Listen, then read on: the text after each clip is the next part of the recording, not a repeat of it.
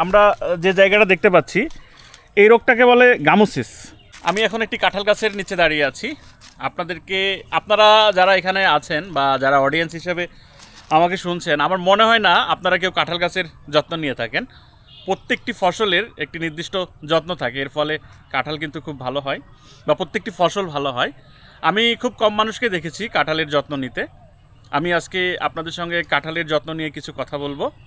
যেমন কাঁঠাল গাছে একটি রোগ হয়, একটু ক্লোজ আপ করলে আমরা যে জায়গাটা দেখতে পাচ্ছি এই রোগটাকে বলে গামোসিস।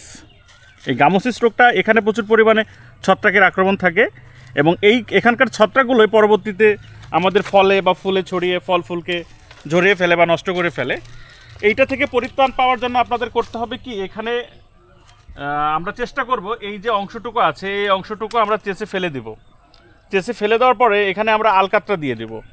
এইভাবে 15 দিন বা 1 মাস পরে আবার এর উপরে আমরা আলকাতরা দিয়ে দেব বা মোমের প্রলেপ দিয়ে দিতে পারি।